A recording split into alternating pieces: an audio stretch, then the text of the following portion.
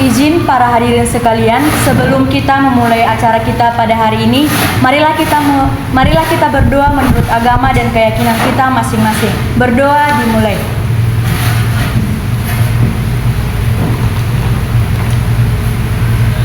Berdoa selesai. Para hadirin sekalian, kami undang bangkit untuk berdiri agar kita sama-sama menyanyikan lagu kebangsaan Negara Republik Indonesia.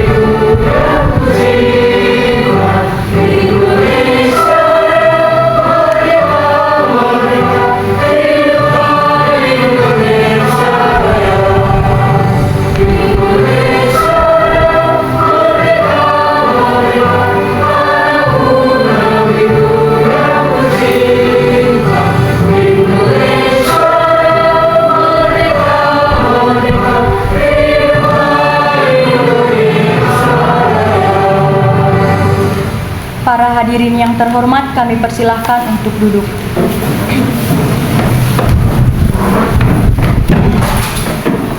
Salam sejahtera bagi kita semuanya. Horas Madihita Saluhutna.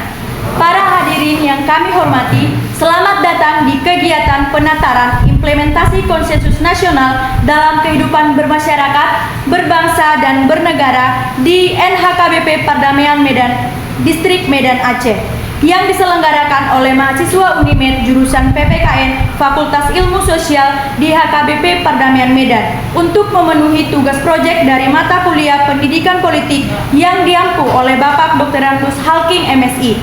Pertama-tama, marilah kita panjatkan puji dan syukur kita kepada Tuhan Yang Maha Esa atas berkat dan rahmat-Nya sehingga kita boleh berkumpul di tempat ini dengan keadaan yang sehat.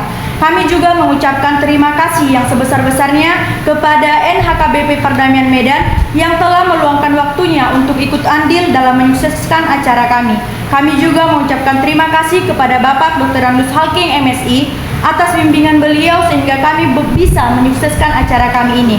Tidak lupa juga kami mengucapkan terima kasih kepada orang tua kami yang selalu memberikan doa dan dukungan kepada kami sehingga kami bisa menyelenggarakan acara kami pada hari ini. Baik para hadirin sekalian, perkenalkan saya Rima Nisha Siagian yang akan menjadi pemandu acara kita pada hari ini.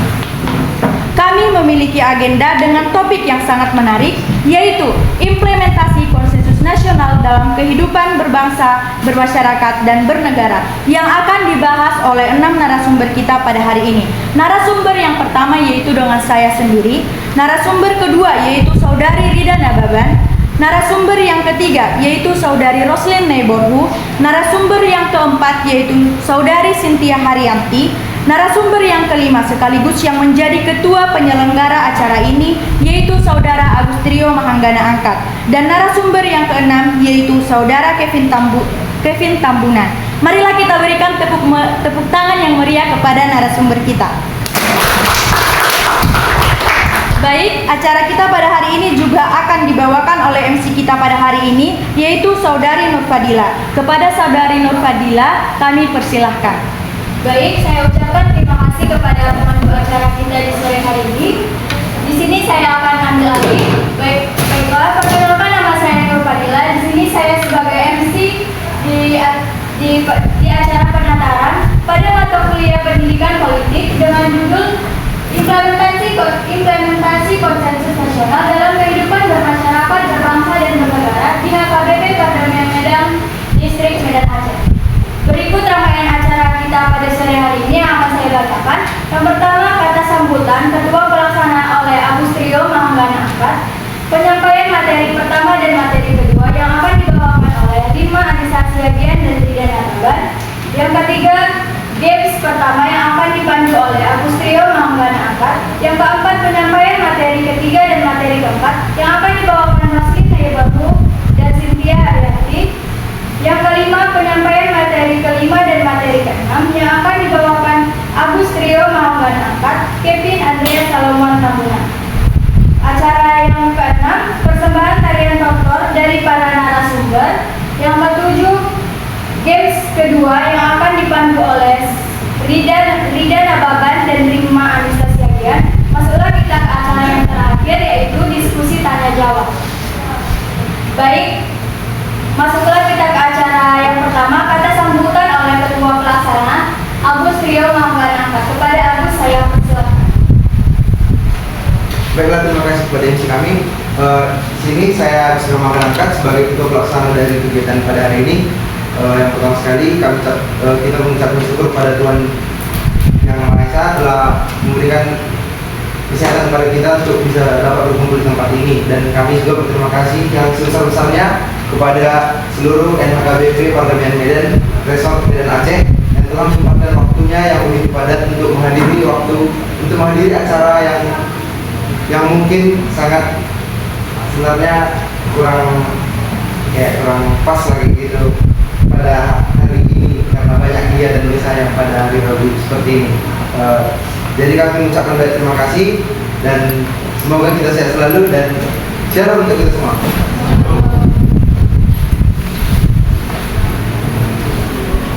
Baik, terima kasih kepada Agustrio Mahanggana Angkat selaku Ketua Pelaksana. Masuklah kita ke acara selanjutnya, penyampaian materi pertama dan materi kedua yang akan dibawakan oleh Rima Anissa Siagian dan Rida Nababan. Kepada pemateri saya persilakan.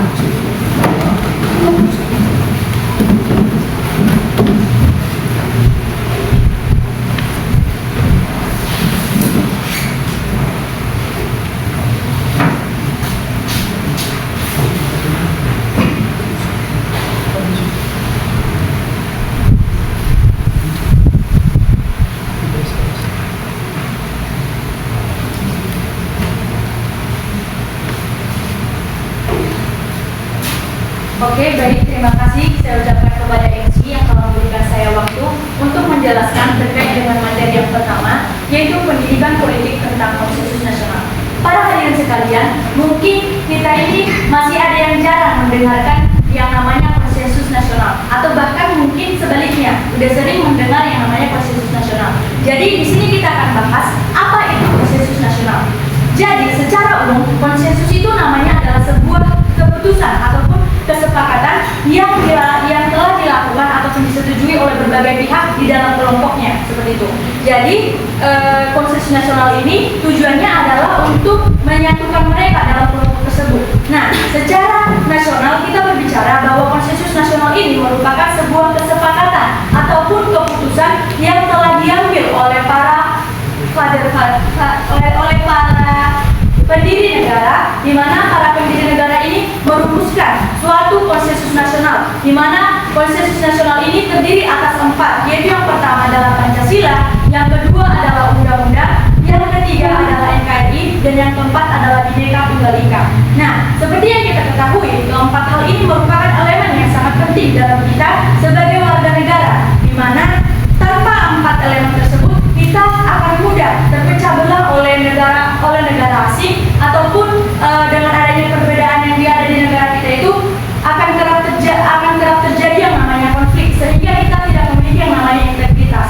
Nah, jadi konsensus nasional ini hakikatnya adalah untuk menjaga persatuan dan kesatuan kita sebagai warga negara, sebagai negara Indonesia.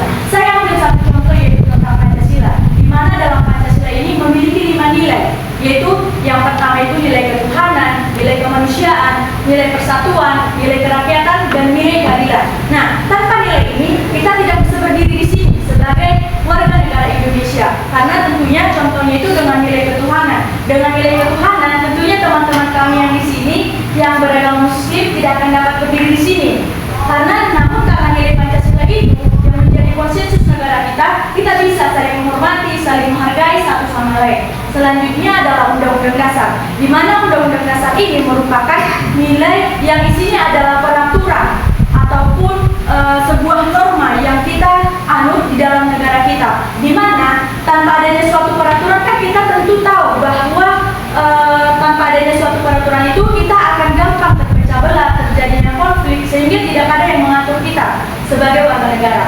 Jadi tentunya hal ini menjadi sangat penting dalam kehidupan kita. Selanjutnya adalah nilai yang ketiga, yaitu NKRI, di mana NKRI ini adalah bentuk negara kita. Seperti yang kita ketahui, negara kita ini adalah bentuk negara Kesatuan Republik Indonesia. Selanjutnya ada Bhinneka Tunggal Ika, di mana Bhinneka Tunggal Ika ini adalah semboyan negara kita, di mana semboyan ini mengatakan meskipun kita berbeda-beda, tapi satu jiwa, seperti itu.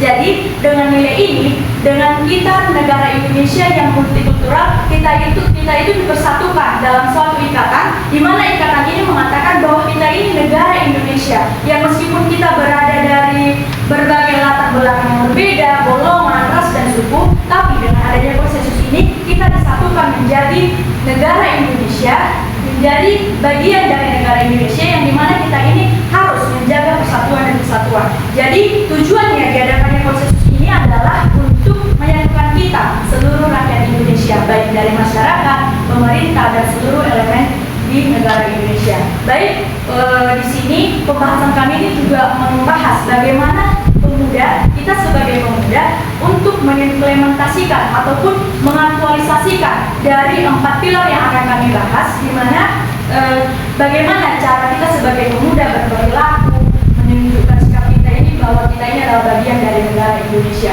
Baik, untuk yang lebih dalam lagi mungkin akan disampaikan oleh rekan-rekan saya kepada saudari Rida. Saya persilakan. Baik, terima kasih saya ucapkan kepada rekan saya, saudari Rima Anita Sekian, yang telah menjelaskan materi mengenai konsensus nasional. Jadi di sini saya akan memaparkan materi tentang Pancasila sebagai dasar dan ideologi negara. Namun sebelum saya membahas hal tersebut, di sini terlebih dahulu saya akan menjelaskan makna dari kata Pancasila. Jadi Pancasila itu berasal atau terdiri dari 2 kata dalam bahasa Sanskerta, yaitu panca yang berarti 5 dan sila yang berarti prinsip, dasar ataupun asas. Jadi dalam konteks negara Indonesia, Pancasila itu merujuk pada 5 prinsip dasar negara yang dirumuskan oleh Insinyur Soekarno dan menjadi dasar dalam kehidupan bermasyarakat, bernegara, dan berbangsa di Indonesia.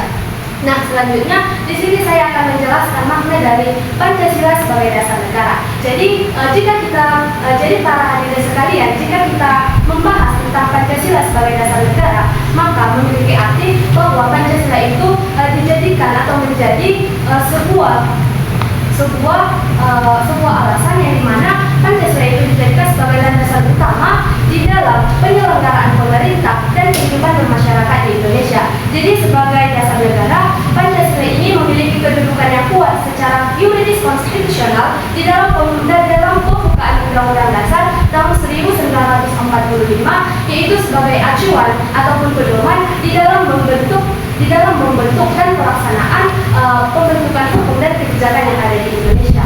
Oleh karena itu, Pancasila itu kan merupakan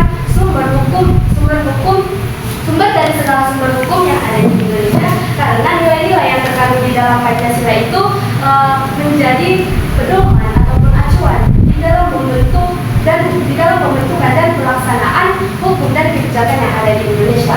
Baik, yang selanjutnya saya akan memaparkan atau menjelaskan materi mengenai Pancasila sebagai ideologi negara. Baik, jika kita membahas hal ini, Pancasila sebagai ideologi negara itu memiliki arti bahwa Pancasila itu menjadi pegangan dan pandangan hidup bangsa Indonesia di dalam mencapai tujuan bersama. Jadi sebagai ideologi negara, tentunya Pancasila ini mengandung atau memiliki nilai-nilai yang nantinya nilai-nilai tersebut menjadi acuan, pedoman maupun pandangan di dalam kehidupan bermasyarakat, berbangsa, dan bernegara. Jadi ada fungsi dan nilai yang terkandung di dalam Pancasila. Di dalam Pancasila yaitu yang pertama sila ketuhanan yang Maha Esa yang mengandung nilai ketuhanan, yang dimana nilai ini mengajarkan kita untuk selalu hidup berdasarkan keyakinan kita kepada Tuhan yang Maha Esa, serta dapat menghargai agama ataupun kepercayaan orang lain. Yang kedua yaitu sila kemanusiaan yang beradab atau nilai kemanusiaan, yang dimana nilai ini mengajarkan kita untuk selalu menghormati martabat dan selalu bersikap adil dan beradab dalam berbagai aspek kehidupan, baik itu kehidupan bermasyarakat, berbangsa, dan bernegara. Yang ketiga yaitu sila persatuan Indonesia, yaitu nilai persatuan, yang dimana nilai ini mengajarkan kita untuk selalu mengutamakan persatuan dan kesatuan bangsa Indonesia, serta kiranya kita dapat mengatasi tantangan dan perbedaan yang ada di sekitar kita. Yang keempat yaitu sila kerakyatan yang dipimpin oleh hikmat kebijaksanaan dalam permusyawaratan perwakilan.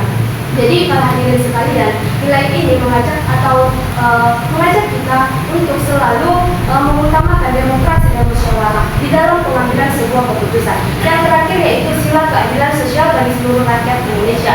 Jadi sila ini mengajarkan kita untuk selalu dapat berlaku adil, serta kiranya kita itu dapat mengatasi kesenjangan sosial atau kemiskinan yang ada di sekitar kita. Jadi selain itu, Pancasila sebagai ideologi negara ini memiliki 3 dimensi. Yang pertama yaitu dimensi realitas. Dimensi realitas ini mengandung arti yaitu bahwa nilai-nilai yang terkandung di dalam Pancasila itu bersumber dari nilai-nilai nyata yang hidup di dalam masyarakat. Yang kedua yaitu dimensi idealitas. Hal ini berarti bahwa Pancasila itu mengandung cita-cita yang ingin kita capai bersama, baik itu dalam berbagai aspek kehidupan, baik itu kehidupan bermasyarakat, berbangsa, dan bernegara. Yang terakhir yaitu dimensi fleksibilitas. Hal ini berarti bahwa Pancasila itu bersifat dinamis dan terbuka, yang berarti bahwa Pancasila itu dapat menyesuaikan diri dengan perkembangan zaman dan masyarakat. Baik, dari penjelasan yang saya berikan, maka dapat kita tarik kesimpulan bahwasanya Pancasila itu memiliki peran yang sangat penting sebagai salah satu pilar konsensus nasional dalam kehidupan bermasyarakat, berbangsa, dan bernegara.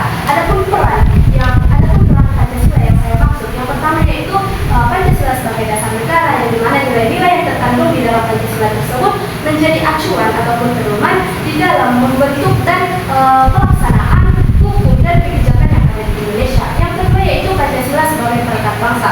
Hal ini berarti bahwa nilai-nilai yang terkandung di dalam Pancasila itu dapat mempersatukan masyarakat Indonesia yang beragam. Dapat kita lihat bahwa masyarakat Indonesia itu beragam, baik itu dari suku, baik itu dari segi agama, suku, ras, antar golongan maupun budaya. Yang ketiga yaitu Pancasila sebagai pedoman hidup.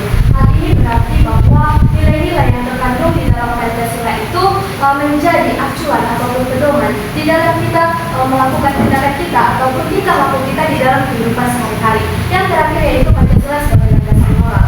Dalam hal ini, nilai-nilai yang terkandung di dalam Pancasila itu menjadi acuan ataupun pedoman bagi kita di dalam menentukan apakah ini baik atau buruk dan apakah ini benar atau salah. Jadi teman-teman sekalian, maka dapatlah kita simpulkan bahwa Pancasila itu merupakan dasar ataupun fondasi yang kuat maupun kokoh bagi konsensus nasional di Indonesia, sehingga Pancasila tadi dapat menjadi acuan di dalam penyelenggaraan pemerintah, baik itu pembentukan dan pelaksanaan kebijakan dan hukum yang ada di Indonesia. Demikianlah yang bisa saya sampaikan. Untuk selanjutnya saya kembalikan kepada MC. Terima kasih. Baik, saya ucapkan terima kasih kepada pemateri pertama dan pemateri kedua. Selanjutnya berikan tepuk tangan yang meriah kepada pemateri. Baik, masuklah kita ke acara selanjutnya, penyampaian materi ketiga dan materi keempat yang akan dibawakan oleh Roslina Ibu dan Cynthia Arianti. Kepada pemateri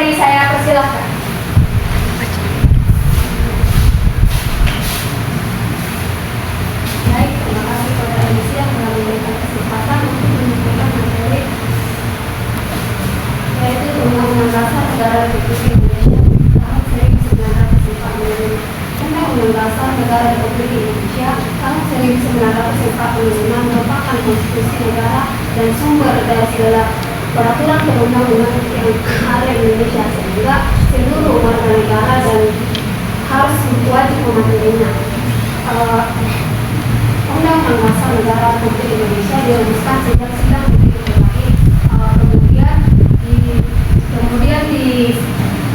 kemudian disahkan oleh PPKI, yaitu pada tanggal 18 Agustus sehari setelah kemerdekaan Indonesia. Nah, undang-undang sendiri pernah diberhentikan dengan digantikan Undang-Undang Dasar Negara Republik Indonesia Serikat, yaitu pada tahun 1949, dan Undang-Undang Sementara yaitu pada tahun 1990. Kemudian dilakukan kembali setelah dekret presiden, yaitu pada tanggal 5 Juli 1999. Sehingga undang-undang sendiri pernah mengalami 4 kali amandemen, yaitu pada tahun 1999 hingga 2002, sehingga isinya lebih relevan dengan undang-undang dasar, sehingga isinya lebih relevan dengan perkembangan zaman saat ini. Adapun struktur dari Undang-Undang Dasar 1945 ini terdiri dari pembukaan, batang tubuh, aturan peralihan, dan aturan tambahan. Di dalam pembukaan Undang-Undang Dasar tahun 1945 terdiri dari 4 alinea, di mana setiap alinea ini memiliki makna yang berbeda. Pada alinea pertama yaitu menegaskan penolakan terhadap penjajahan dan dukungan terhadap kemerdekaan. Di alinea kedua ini menjelaskan cita-cita nasional, yaitu menjadi negara yang merdeka, bersatu, berdaulat, adil, dan makmur. Sementara di alinea ketiga itu menjelaskan bahwa Indonesia itu merdeka atas berkah rahmat Allah yang Maha Esa dan tekad bangsa Indonesia yang ingin merdeka. Di alinea keempat itu membuat yaitu dasar negara, tujuan nasional, dan Pancasila sebagai dasar negara. Dalam Undang-Undang Dasar Negara Republik Indonesia memuat 4 pokok pikiran utama, yaitu keadilan sosial, persatuan, kerakyatan, dan ketuhanan dan kemanusiaan. Yang dimana dari empat pokok pikiran inilah ditarik menjadi sumber dari batang tubuh. Batang tubuh sendiri setelah amandemen terdiri dari 16 bab, 37 pasal, 147 ayat, 3 pasal aturan peralihan, dan 2 pasal aturan tambahan. Yang dimana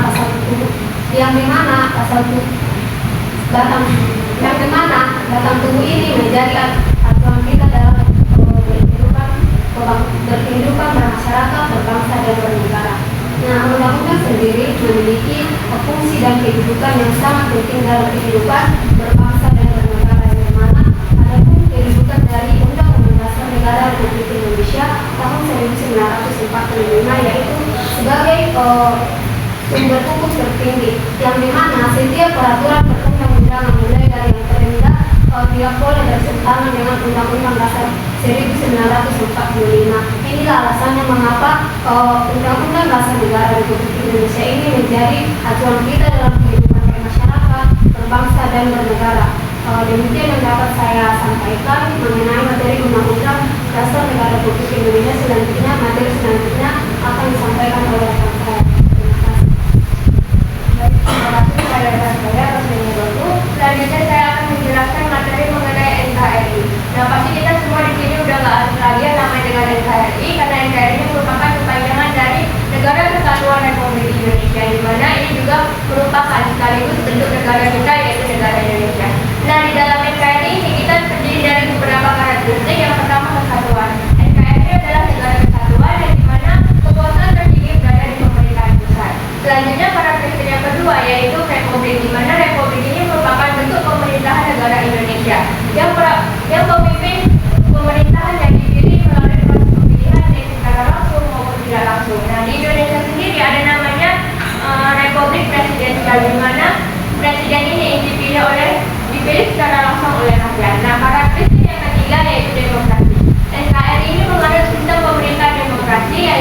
kekuasaan tertinggi di tangan rakyat dan dijalankan oleh pemerintah yang dipilih oleh rakyat.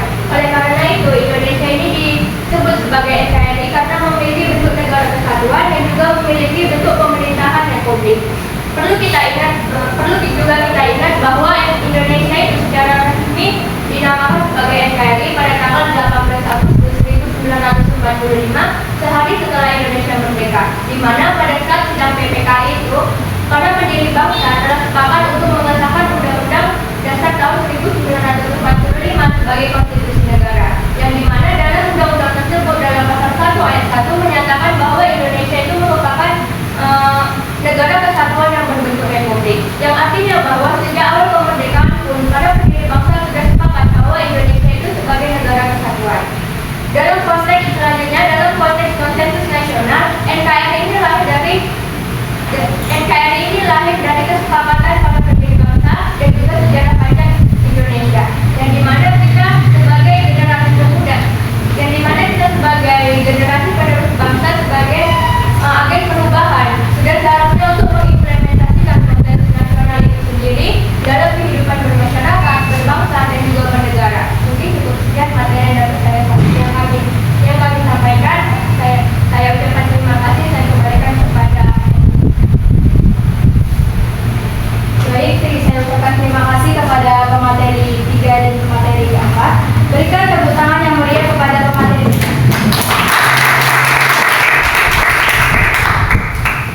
Kakak dan abang, biar jangan tegang-tegang sekali kita di dalam ruangan ini. Tentang materi-materi, masuklah kita ke acara selanjutnya, games yang akan dipandu oleh Agus Rio Manggana Angkat. Nah, kepada Agus Rio saya persilakan.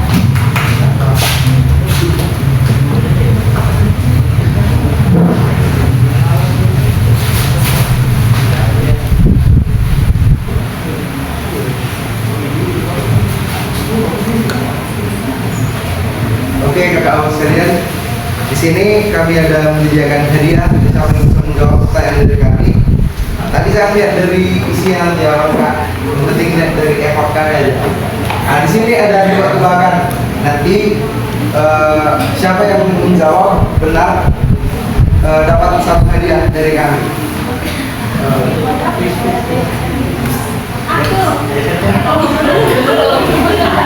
Siapa yang tahu ini gedung di mana?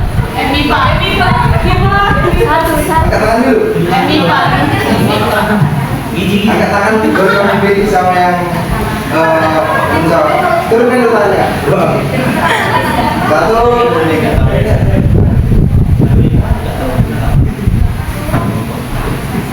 Ya. 1, 2, 3. Kayak bagi kita. Ya, tepuk tangan.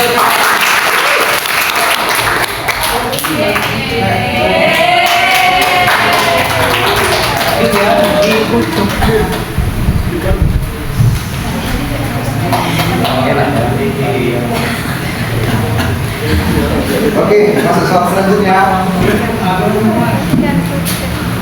Mari kita saling berguru sama lain. Soal kedua.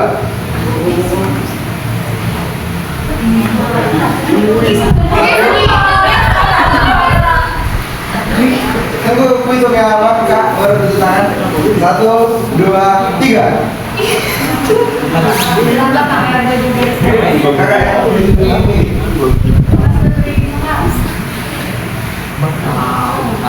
Nah.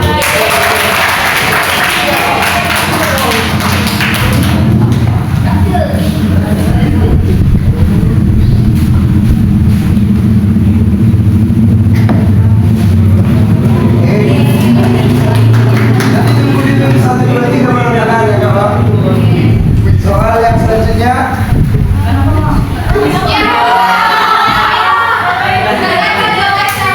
Satu, dua, tiga.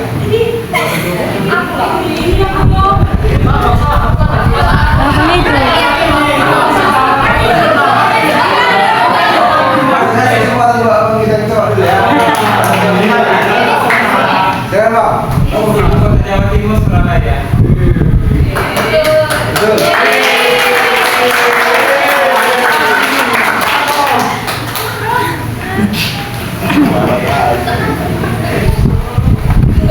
Oke, selanjutnya tunggu dihitung 1, 2, 3 ya kawan.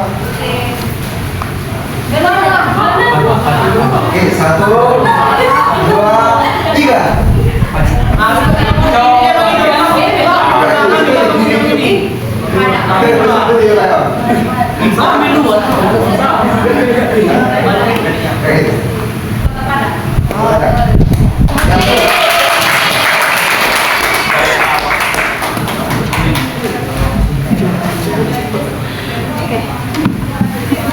Oke, selanjutnya tengok juga orang-orang.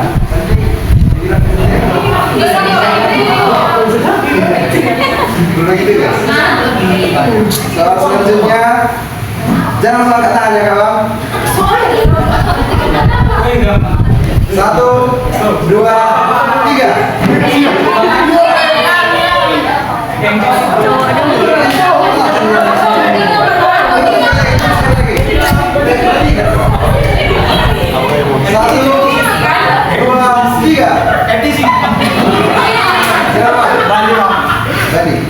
Ya benar.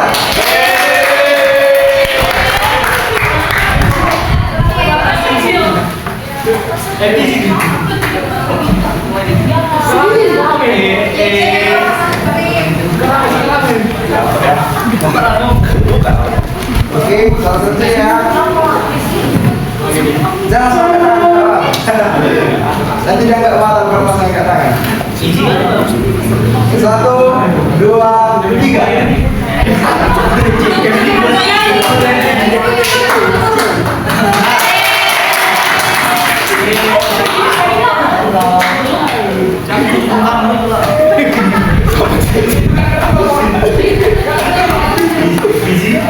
Soal terakhir.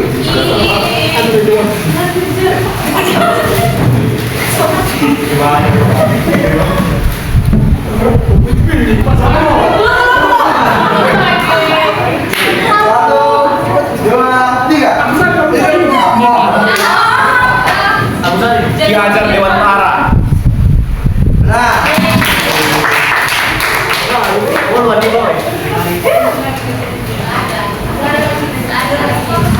oke, terima kasih untuk kawan semua.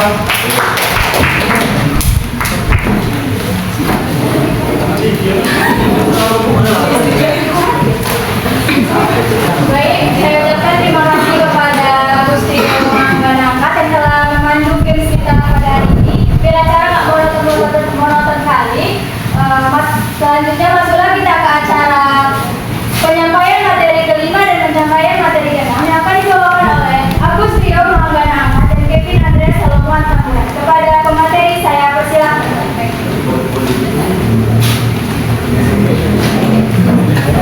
Baiklah, terima kasih kepada MC yang telah memberikan waktu kepada kami. Di sini saya akan membawakan materi tentang Bhinneka Tunggal Ika sebagai semboyan negara. Di mana kita tahu Bhinneka Tunggal Ika adalah semboyan yang sangat penting bagi Indonesia, yang berarti berbeda-beda tetapi tetap satu. Semboyan ini diciptakan oleh Empu Tengkulak pada abad ke-14 dan menjadi simbol kesatuan dan persatuan bangsa Indonesia. Bhinneka Tunggal Ika menekankan pentingnya toleransi, rukun, gotong royong dalam menjaga harmoni dan keberagaman budaya, agama, etnis, dan suku bangsa. Yang mana kita ketahui bahwa Bhinneka Tunggal Ika ini diresmikan pada tanggal 18 Agustus tahun 1950 dan Bhinneka Tunggal Ika merupakan sebuah alat pemersatu bangsa Indonesia, yang dimana kita ketahui sendiri bahwa kita memiliki kisaran 1340 suku di Indonesia dan memiliki 6 agama, yang dimana Indonesia juga memiliki 38 provinsi. Jadi alat untuk menyatukan kita semua yaitu Bhinneka Tunggal Ika yang dijadikan sebagai alatnya, yang dimana untuk menyatukan seluruh bangsa ini pasti sangat sulit. Jadi Bhinneka Tunggal Ika ini sangat berperan penting untuk menyatukan bangsa Indonesia, sehingga di bawah lambang Garuda yang ada di Pancasila itu dibuat burung Garuda itu mencengkram Bhinneka Tunggal Ika, yang artinya itu tidak boleh terlepas dari bangsa Indonesia, karena kalau sampai Bhinneka Tunggal Ika ini tercemar atau terlepas dari budaya kita, maka pasti dipastikan Indonesia akan hancur. Walaupun sekarang sudah banyak terjadi konflik-konflik antara agama, antara suku, Tapi itu merupakan oknum-oknum yang membuat kehancuran tersebut. Tapi kalau untuk masyarakat yang masih memegang teguh tentang Bhinneka Tunggal Ika, pastinya seperti kita ini pasti masih memegang teguh Bhinneka Tunggal Ika sehingga tidak terjadi perpecahan di antara kita. Demikian materi yang dapat saya sampaikan. Saya serahkan kepada rekan saya Kevin Kambunan. Oke, baik, saya ucapkan terima kasih kepada rekan saya, Saudara Agus Johan Harangkat yang telah mempersilahkan saya. Untuk materi yang selanjutnya itu adalah peran konsensus nasional dalam membangun kesadaran dan partisipasi pemuda dalam kehidupan bermasyarakat, berbangsa dan bernegara. Peran konsensus nasional dalam membangun kesadaran dan partisipasi pemuda itu sangat penting dalam menjaga persatuan dan kesatuan bangsa, sekaligus mengembangkan kesadaran politik serta kewarganegaraan generasi muda. Seperti kita ketahui tadi, ada beberapa pilar di dalam konsensus nasional. Pilar yang pertama itu adalah pilar Pancasila, yang dimana di dalam Pancasila ini kita itu sebagai pemuda diajarkan itu untuk mengetahui itu apa hak dan kewajiban kita, serta bagaimana tata krama kita dalam kehidupan berbangsa dan bernegara, dan serta bagaimana kita menerapkan yang namanya itu norma-norma dalam kehidupan kita sehari-hari. Tetapi jika kita lihat ini, terkadang ini sudah banyak juga ini para pemuda, memang tidak semua sih, tapi ada juga yang sudah melanggar. Contohnya itu pemuda yang melanggar hak itu. Contoh dalam pemilihan atau dalam pilkada, ada ini sengaja ini para pemuda, yaitu datang ke TPS tetapi dia membatalkan suaranya. Ada juga ini pemuda, dia itu malah golput. Tetapi yang paling banyak yang saya lihat itu pada kasus sekarang ini, banyak pemuda itu tidak mau contohnya datang ke TPS untuk memberikan hak suaranya itu karena tidak ada yang namanya saat itu serangan pajak. Nah, itu sering kita dengar. Dan contohnya itu juga bagi anak kos, jika seandainya dia tidak dioposi, itu dia tidak akan mau datang untuk memberikan hak suaranya. Yang kedua itu Undang-Undang Dasar 1945. Undang-Undang Dasar 1945 ini itu adalah dasar hukum dari negara kita, di mana itu adalah untuk membentuk hukum di negara ini berlandaskan Undang-Undang Dasar 1945, yang dimana Undang-Undang Dasar ini menekankan apa saja peraturan-peraturan yang tertera atau peraturan-peraturan apa yang ada di dalam negara kita ini. Tetapi jika kita lihat juga nih kan, jika kita lihat yang terjadi pada saat ini, banyak juga ini para pemuda ini melanggar Undang-Undang Dasar tersebut.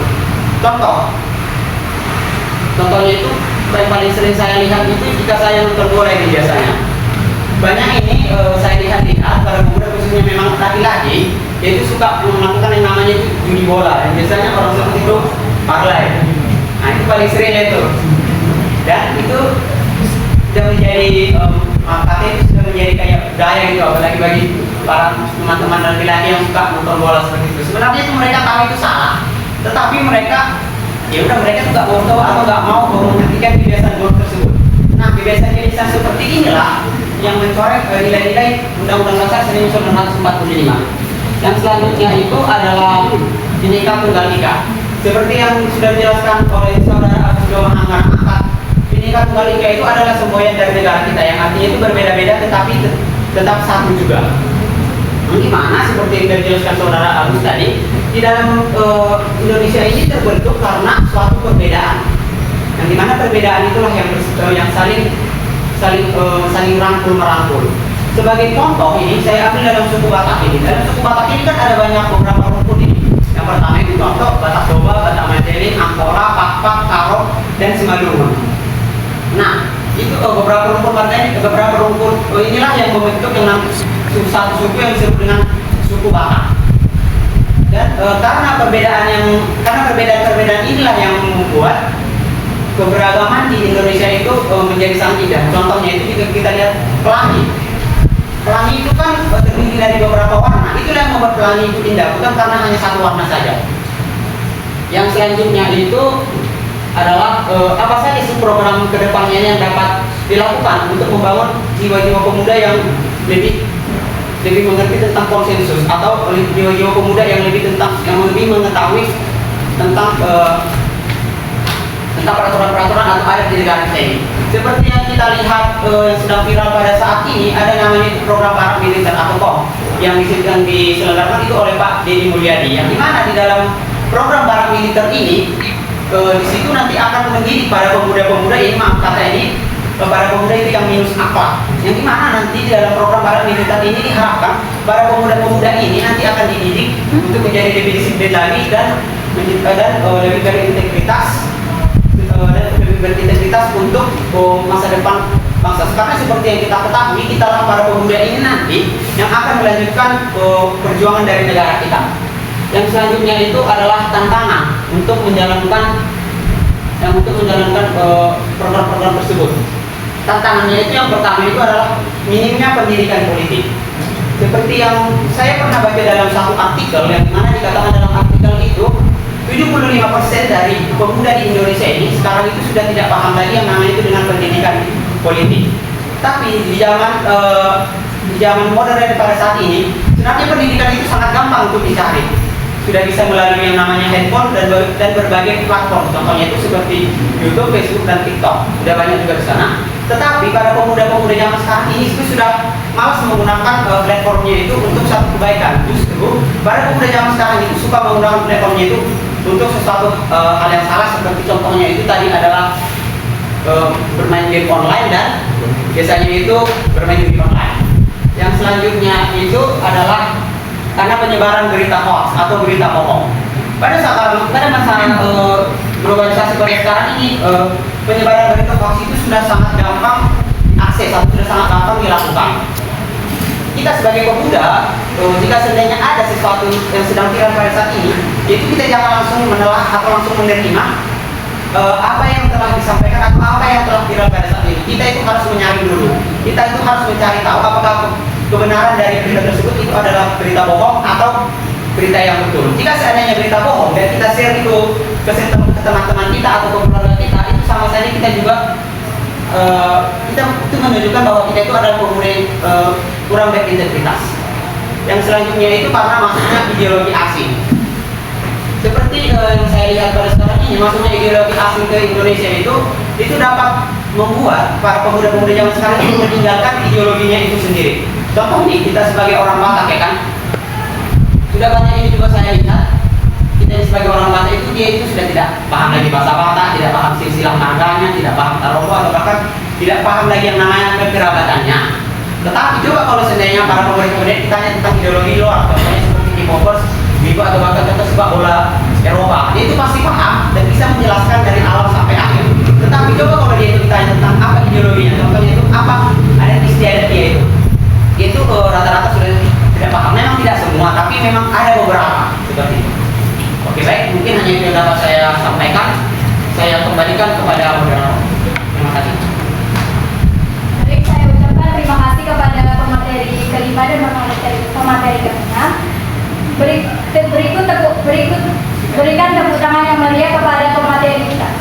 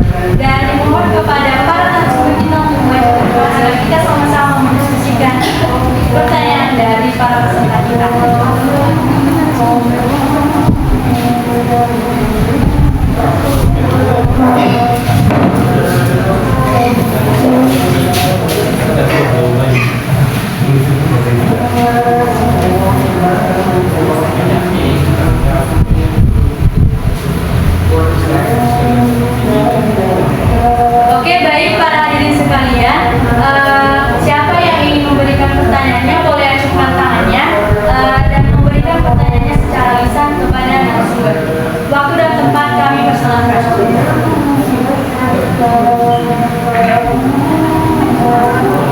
Baik, kepada saudara Selvi Sifrian, kami persilahkan. Baik, terima kasih kepada moderator. Nah, di sini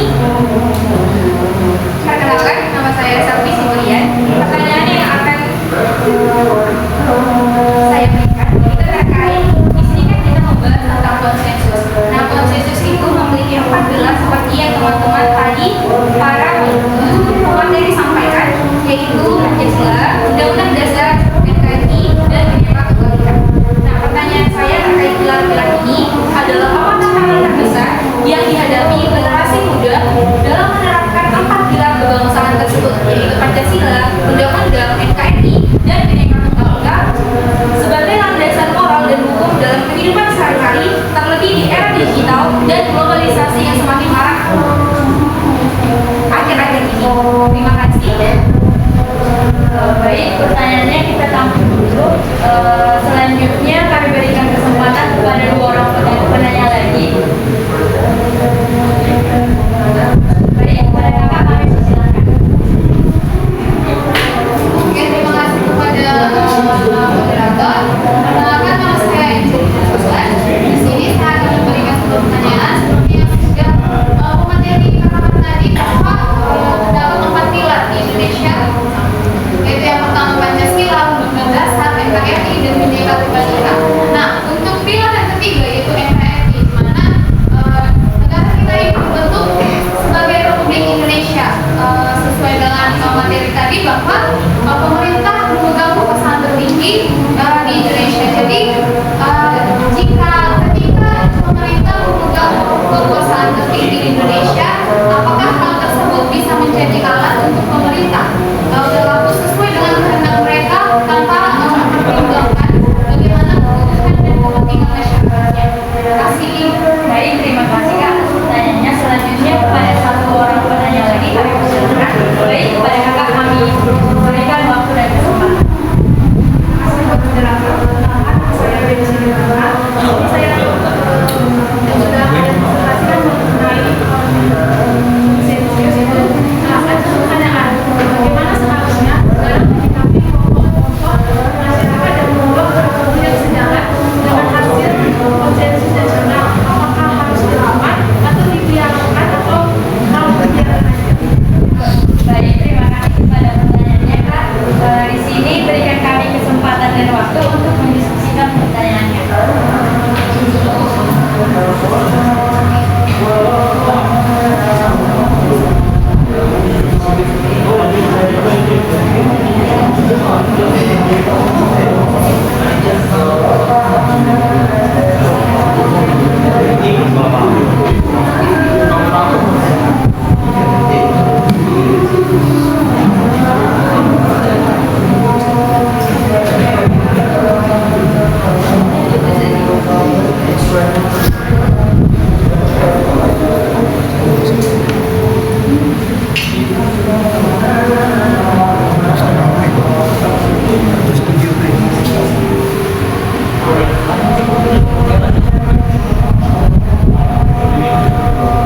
Untuk pertanyaan yang pertama akan dijawab oleh saudara Rio Manggadangga. Kepada saudara, kami persilakan.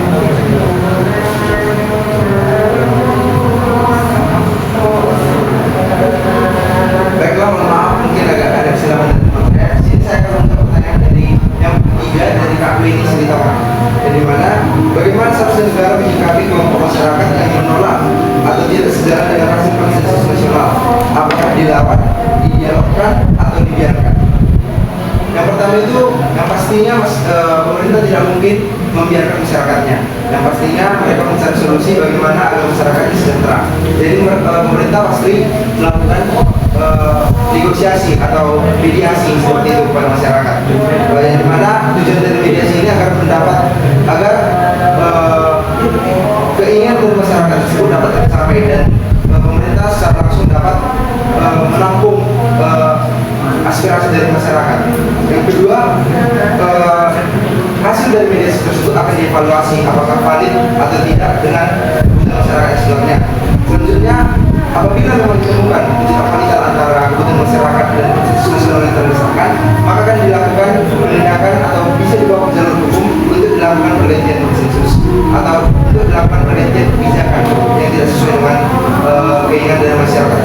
Selanjutnya akan dilakukan perubahan kebijakan seperti yang sudah dilakukan di proses hukum tadi sesuai dengan hasil dari mediasi. Selanjutnya maka hasil akhir dari mediasi tersebut akan diterapkan kepada masyarakat apabila memang valid kepada kebutuhan masyarakat dan sudah melewati dari jalur-jalur hukum yang sudah dijalankan oleh pemerintah. Apakah jawaban saya dapat diterima oleh Kak Weni? Baiklah, terima kasih Kak Weni. Selanjutnya saya serahkan kembali kepada teman saya, Zegir. Baik, terima kasih.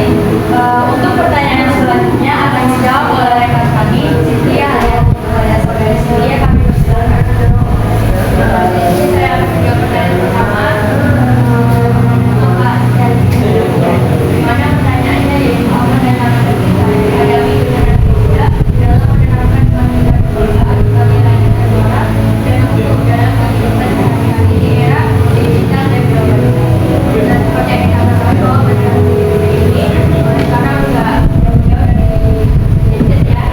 Nah, untuk tantangan dihadapi mungkin yang pertama tentunya rasa nasionalisme rasa kita terhadap karena ini dipengaruhi oleh banyaknya budaya asing yang masuk ke Indonesia sehingga kita mengikuti budaya tersebut dan kita menjalankan dari menjadikan Indonesia itu sendiri. Dan yang kedua yaitu degradasi moral atau penurunan moral di mana ini menjadi akibatnya pengaruh budaya luar.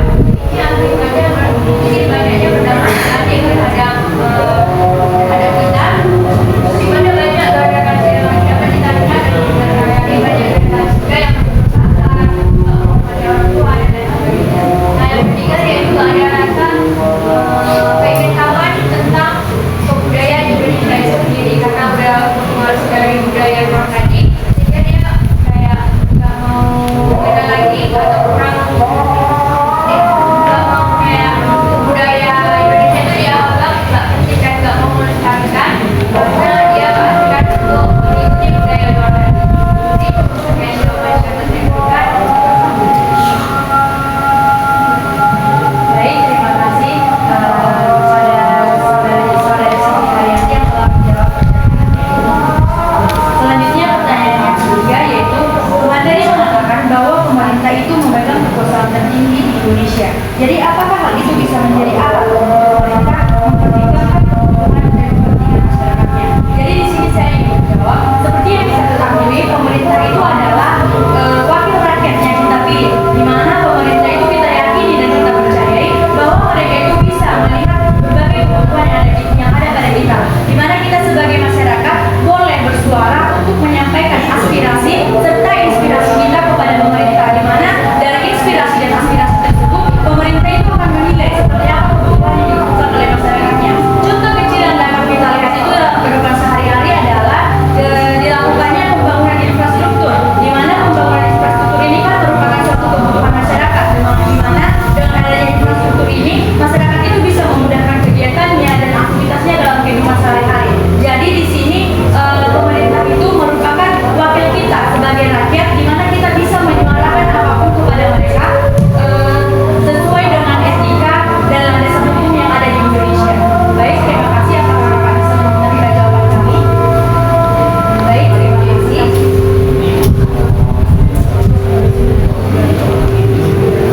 Baik, mungkin demikianlah diskusi kita pada sore hari ini.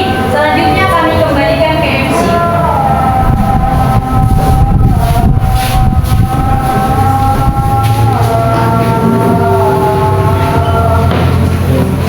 Baik, terima kasih kepada narasumber-narasumber kita. Berikan tepuk tangan yang meriah kepada narasumber. Di sini saya ada Pak Abdul, Kakak Abang bilang cakep. Pagi-pagi makan di Melati. Cakep. Siang hari menanam padi. Cakep. Kami akhiri acara dengan hati suci. Mohon maaf bila ada yang tersakiti.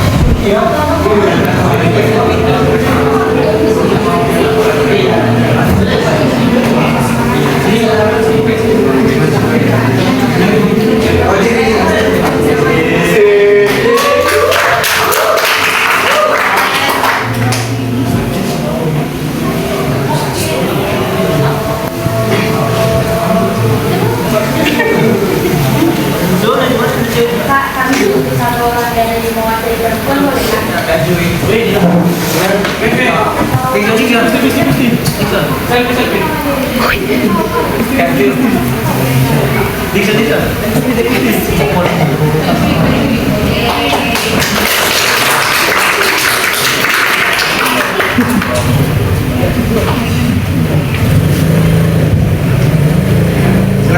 dari awal. Baik kita semua, saya mewakili dari kaum laki-laki anggota MKBP Patarnya mengucapkan terima kasih juga kepada Abang dan Kakak sudah mengundang kami sebagai audiens dalam acara penataran terkhusus untuk Prodi PPKN. Semoga dalam ini kita mengambil positif dan mengambil langkah yang lebih bijak ke depan untuk kita kelak ke depan akan menjadi seperti pemerintahan atau wakil rakyat dan semoga studi yang orang kakak abang ambil mendapatkan nilai yang terbaik dan menjadi pelaku positif dalam kewarganegaraan dan menjadi pelaku juga untuk kami audiens. Terima kasih.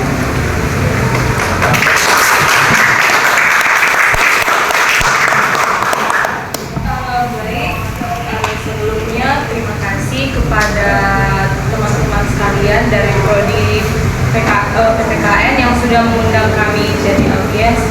Kita berikan dulu tepuk tangan kita sekarang. Semoga materi yang kalian sampaikan kepada kami ini dapat berguna bagi kalian, bagi kami juga. Kemudian semoga studi kalian juga dilancarkan. Terima kasih sudah mengundang kami jadi audiens. Terima kasih sudah memberikan materi yang baik bagi kami, yang sudah juga menjawab pertanyaan-pertanyaan dari kami. Kemudian terima kasih juga untuk hadiah yang diberikan, cukup berkesan ya teman-teman. Jadi harapan kami semoga kegiatan ini dapat melancarkan kegiatan kalian, melancarkan segala proses perkuliahan, mendapatkan nilai yang baik juga. Terima kasih.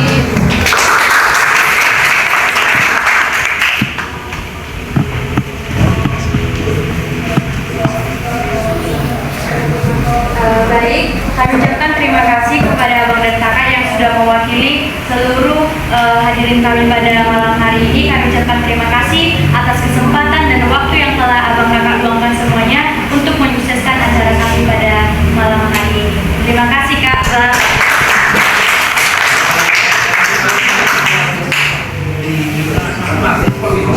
Oh jadi gini Bang Kak, nanti kami juga akan menyiar sebuah post-test di mana post-test itu adalah soal yang diberikan ketika acara ini sudah selesai atau sudah berlangsung.